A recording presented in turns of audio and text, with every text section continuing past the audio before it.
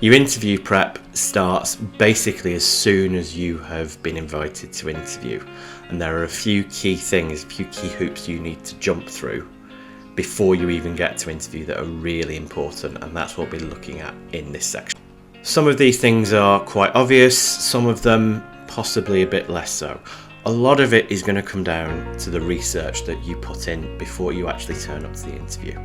First, you absolutely have to research the company. Do things like looking at their website, their LinkedIn, thinking about their competitors, how are they different. All of this will inform how you actually prepare for that interview. And then there's other things like the job description or the person specification. For any job that you apply to, you should always save the job description, the person specification. This is how you can essentially predict the questions that they're going to ask, which we'll go through in a minute. But also maybe smaller things that you wouldn't have thought about. If it's a physical interview, do you actually know how to get there? Do you know how long that's going to take, the modes of transport that you're going to have to use? All of this is important so that you don't turn up late or flustered or you haven't got any issues on the day. But a pro tip as well, think about the interviewers. A lot of interview invites will actually mention who you're going to be interviewed by. Can you look these people on LinkedIn? Can you see how they've got to where they are? All of this again could potentially help you when you're preparing for your interview. Now the good news for all of this is actually it's fairly easy to predict most, if not all, of the questions that they're going to ask you. General themes will be around career aspirations or why you've applied, what you know about the organisation and the job. One of the things that they can often ask you is, what do you understand the job to be? Which is why things like the job description is really important. But then things like your education, your work experience, relevant skills, experience, competencies. This is what they are going to ask. But the really helpful thing that most, if not all, companies do when they are inviting you to interview is essentially give you a cheat sheet for what they're going to ask in the job description and specifically the person specification.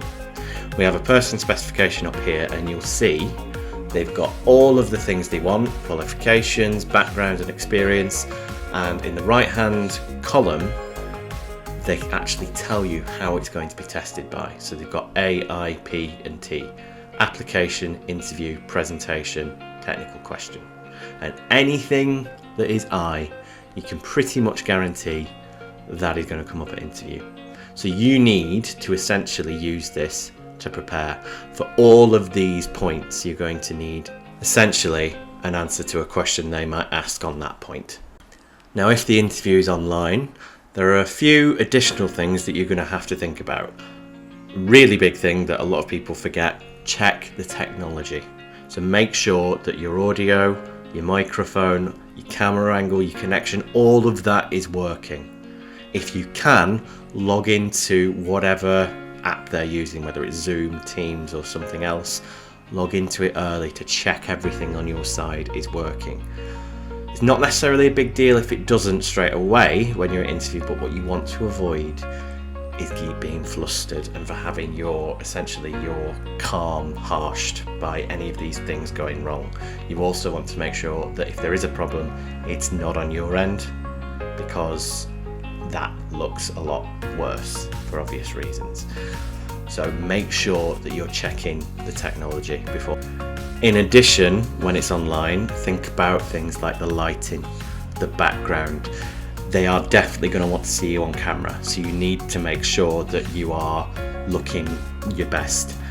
Obviously, you're going to want to think about your clothes, the attire you're wearing, but also, are you well lit? Is your background professional or at least blank so that they're not seeing any of the things in your room that might put them off or something like that.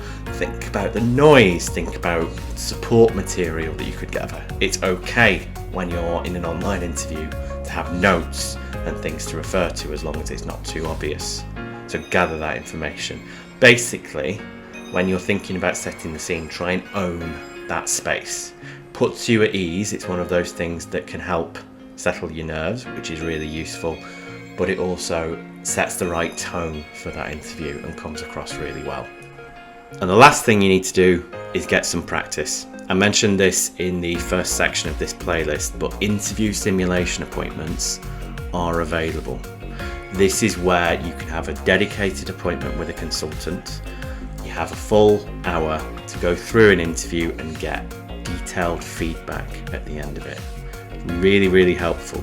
You're limited to one per semester though, so make sure that you wait until you actually have an interview scheduled, and when you do, get that practice in. It can be amazingly helpful to run through it firsthand. This can be really, really valuable, so make sure you make use of it.